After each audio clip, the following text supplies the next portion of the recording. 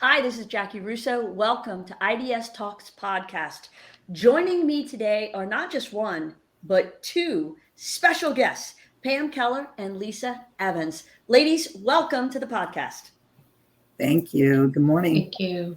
Thank you both so much for being here. So today we have some exciting things to talk about. Basically, a vacation, y'all. No, sorry, not vacation.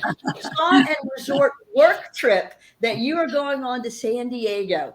I want to talk about the Women in eDiscovery conference because I think it's so important for women to have the opportunity to network in this way and really share lessons learned and strategies and have that bonding experience. Now, is this the first time that y'all are going to the conference? This is my first time attending. I'm super excited. I've heard a lot of great things and looking forward to catching up with a lot of people. Right. Lisa, how about you? Same. It is my first time attending the conference, although been involved with Women in eDiscovery in the US and the UK. So it'll be neat to be able to actually go to the conference. Right. It's interesting, I think, as we look at this conference, which is going to be in May, as really it's one of the first few live in-person conferences as we're coming out of the past 2 years. And I think everybody's just a little giddy about the ability to network in person and meet the people you've been Zooming with for the past 2 years. So are there any specific relationships that you've built up over the past couple of years that you're looking forward to having that opportunity for in-person discussion and connection? Yes, I mean, there's so many people, it's hard to even quantify that you haven't seen in person or had that opportunity to make those connections. But then there's also those that you've only ever known virtually. And to be able to have that in-person connection and time to just talk together and have that in-person experience is truly going to be very special. And I'm sure everybody is very excited about that. Right. Pam, how about you? Anybody in particular that you've met over the past couple of years you're looking forward to seeing in person? I mean, I'm like Lisa. I'm just looking forward to seeing everyone. I've been in this industry for over 30 years, so I know a lot of incredible women, and I know a lot of them are going to be at this event, and I'm just really excited to be able to reconnect with folks in person over a glass of wine and over some good learning sessions. I actually cover. I'm the meetings director for Women in eDiscovery in Richmond, and I haven't seen any of those ladies in person in 2 years. So. Wow. Now, Pam, you mentioned being in this industry for 30 years, which is an accomplishment in and of itself. Tell me a little bit about your background in eDiscovery and your role at iDS. Sure. So I started, I like to say I grew up in a law firm. I started at Squire Patton Boggs many, many years ago, and I actually managed training and support for the entire firm and decided to make a move out of that. I took a little bit of a break. We had some family things going on at the time. I took a little bit of break, and I moved into immediately after that into an eDiscovery role for one of the competitors, and I started there. I jumped right into sales, which wasn't something that I had done in the past, but I absolutely loved it. And I find this side of the fence just really challenging and rewarding. And I have just really enjoyed. I've also enjoyed working in a law firm. I learned a lot, and I feel like it really prepared me to be on this side of the fence. But I love what I do, and I love where I work, and I love the people that I get to interact with every day. Right. No, absolutely. And Lisa, how about you? Tell me a little bit about your background in eDiscovery and your role at iDS. Sure. So my background in eDiscovery began post law school.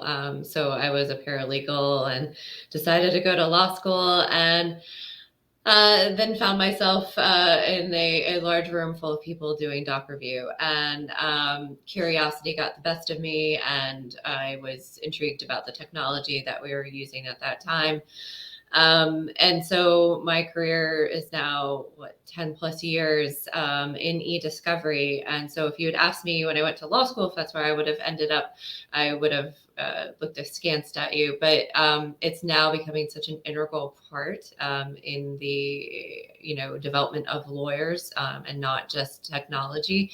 So I'm very excited about the education, and that's really been something I've prided myself on over the years. And it's been interesting to see the evolution of where it used to just be, oh, that's a tech problem, I don't need to understand that. And now lawyers are really digging in and they're understanding, artificial intelligence and all sorts of what were commonly technical things are now very much part of legal education. So I'm thankful for a young associate who's now counsel at a lovely firm for taking a chance on me and really letting me learn and educating me on eDiscovery and planting that seed.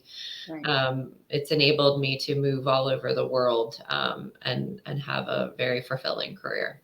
Oh, that's awesome. Pam, you mentioned that you hold a leadership role in the Women in eDiscovery organization and conference. How long have you been a part of that, and what's that role look like, and how has it evolved?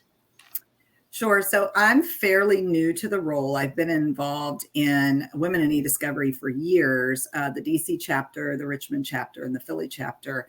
But I took this role on a few months ago, and I knew this group of ladies. They called me specifically and asked me if I would be involved. So basically my role is to assist with finding the speakers for our meetings and getting everything organized, kind of what you've done with us today, and just helping to decide on content and what would be good for the ladies in the Women in eDiscovery group. Right. No, that's awesome. And I'm certain that your knowledge and experience and background has been so beneficial to bringing all that kind of full circle. So Lisa, you've had exposure to the US chapter and the UK chapter, right? So talk to us a little bit about your history with the organization. So Women in eDiscovery it has always been, an organization that I followed, and I try to make meetings, admittedly, in some of my roles as a project manager, clients' needs would supersede meetings. But in the UK, they were rolling out the Women in eDiscovery team. So I literally got to see sort of the beginning of it and how it grew even there. And it was very nice to have, and this was pre-pandemic, the ability to go and meet in person and get to know other women in eDiscovery. Being an American overseas, it's nice, we had this common theme of being women and being in eDiscovery. And it was also very neat to see it developing overseas and how it was received over there, because it had been in the US for a while. And the creative ways that the UK chapter really spread the word and socialized the Women in eDiscovery in London, and then other follow-on chapters all throughout Europe. So coming back to the US, it was like a warm hug to come back to the DC Women in eDiscovery. And then Pam has been so kind to loop me in with the Richmond, Women in eDiscovery. And I really think that's the interesting thing. So to be fair, Pam and I didn't work together at the time, but I got looped in to do a speaking event. So you really never know from one day or another, given this industry, if at some point somebody that you've seen at meetings might become a colleague, or they might have a resource that you might need to know about. So there's this amazing network that you just can't put a price tag on. And so it may be at a spa, but we're really there to connect with one another and just really fortify those connections at this conference. Right. No, and I love that. Lisa, have you already started to kind of bookmark, circle, notate certain sessions on the schedule that you want to attend? What are you looking to learn about? Yeah. So, I mean, to be fair, I want to attend as many of the knowledge sessions, but I'm also interested in some of the revive sessions. The past 2 years plus have been they've been busy for everybody in this industry. We've adapted and pivoted in so many ways, and so I think I'm actually really interested to see what other people are doing to revive themselves. That said, the knowledge sessions as well. It's always interesting to hear what pain points or different challenges people are working through, and creative solutions. I'm always amazed every time I join a conference or something else. What a new innovation is. Coming along to address another challenge that we face. Right. Pam, how about you? What does your dance card look like in terms of sessions? Are there certain that you've kind of put a little asterisk by and you're looking forward to that module? I'm really very similar to Lisa. I'm just looking forward to everything that the conference has to offer. It's been such a long time that we haven't been able to, again, sit in person and watch a panel or be involved with a session. But as Lisa mentioned earlier, our ever evolving industry, it's so nice to be able to sit down and kind of hear where folks are and where they're going, and just kind of start to foresee where the future lies with these very big data problems that we have today. So I'm really looking forward to that. Right. Oh, that's awesome. So when I think about your industry and the challenges for women, I think your industry is similar to our industry. For decades in the advertising world, 3% of the teams were women, and yet 90% of the clientele were women. So it was always kind of a conflict. Talk to me a little bit about the challenges for women in the eDiscovery field, and in your vast experience, Pam. Where do you see the opportunities coming? Well, it's a man's world, and while we're definitely making strides every day, and we're putting our footprint into the industry, and because I've been in the industry for so long, I've seen great strides in where we've come from to where we are today, and that's really refreshing. I think that for women, the road is endless. I mean, the opportunities are endless, and there are so many different types of roles in this industry, depending on what your personality is and what it is that you like to do. I would say, for anybody looking to move in this direction, just talk to folks, because that's what we do, right? I mean, this is going to be a great place to get to know other women in the industry, and what it is that they do, what they love about their job and their role, maybe some of the challenges that they face, and that's how I would encourage women coming into our industry, and girl power is very strong. So Right, absolutely. Lisa, what do you think? I mean, do you feel like in some ways women are more naturally wired to be really great at eDiscovery? Well, it does require a lot of multitasking, and that is something that, at least objective, in my opinion, this is not the opinion of anyone else. Women are quite good at that. And juggling a lot of competing interests and demands, and whether that's a biological programming or something that we've just kind of developed as a mode of survival, I can't answer to that, but it does play well in the industry in balancing various tasks and requests. I was just thinking while you were talking about, like your data itself, it doesn't identify itself as male or female. It's data. It's an email.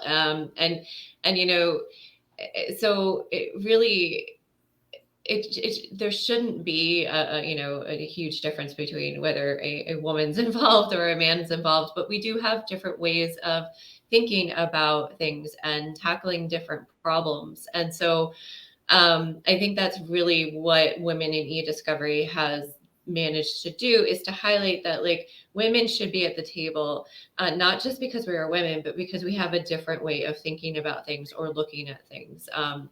There's some brilliant, thought leaders in the industry that are women, and they are just they're amazing. And it's not really a comparison; it's just completing that picture, right? To having that thought, to having that input, and that development of how we tackle problems, how we address different questions.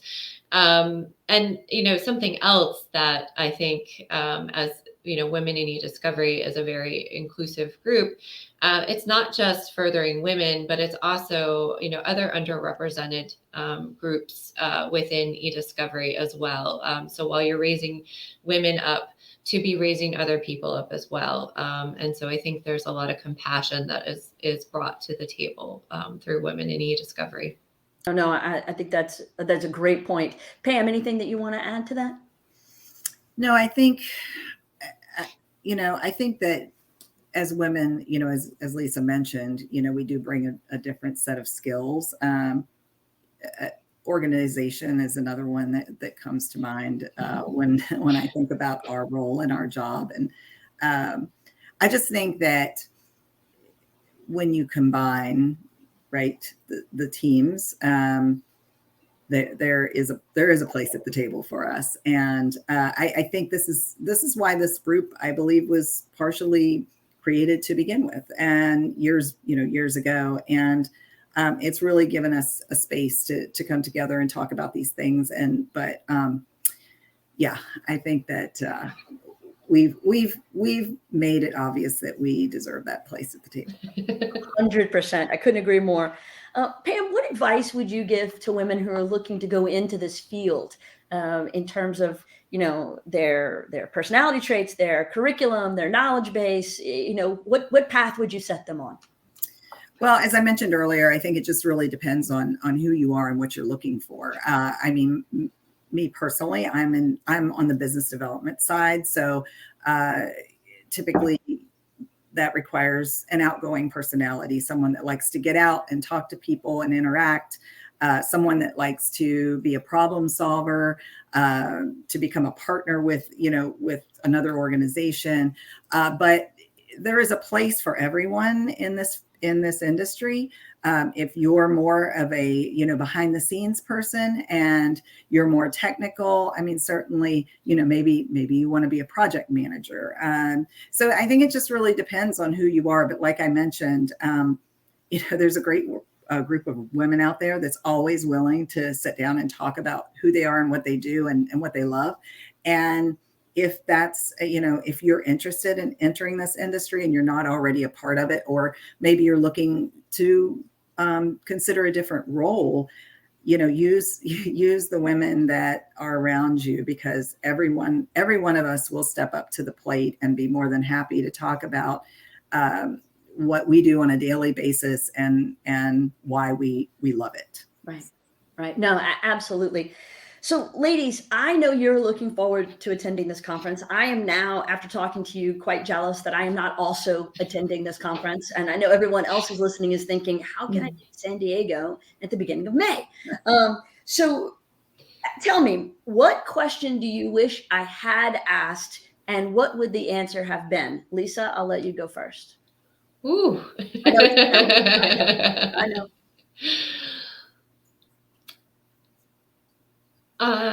I would say, what is the biggest challenge looking forward for women in eDiscovery? Great question. Now I have to have an answer. Unless you want to ask Pam and maybe put Pam on the hot spot. I will, if you want to, Pam, but I'll try to give it a whack. So I think at this point, there's a lot of momentum and a lot of change occurring. And I think the biggest challenge is to keep that momentum going. And that's why this conference is so critical, especially after having, so long where we couldn't meet in person, to keep that momentum going, to keep that energy going, and to really take women in eDiscovery to the next level. No, that's great. Great question and great answer. Pam, I'll give you the chance to put yourself on the hot seat. What would you ask yourself that I missed? Well, I think we've talked a lot about challenges, being a woman in eDiscovery. I think, what do we love about it? And I think, what we love about it is the challenge, right? Every day it's different, right? Every day our job is something new. Every day we meet new people. Every day there's a new problem to solve. And I feel like as a woman, as we mentioned, we bring a different skill set to the table. And I do think that, the wonderful men in our industry are seeing that. And I'm appreciative of that. I think that, it's come a long way from when I started 30 years ago. So I love being a woman in this industry. I do. I love just having those challenges and being able to see the progress that we've made. Right. Pam and Lisa, thank you both for your time. I raise a glass to you, each of you, and I wish you a successful journey, a great trip, safe travels to San Diego and to the Women in eDiscovery Conference. And for everyone watching and joining us today on the iDS Talks podcast, thank you so much. As always, please like, share, and follow. And we appreciate you all. And we look forward to the next episode. Thanks for having me.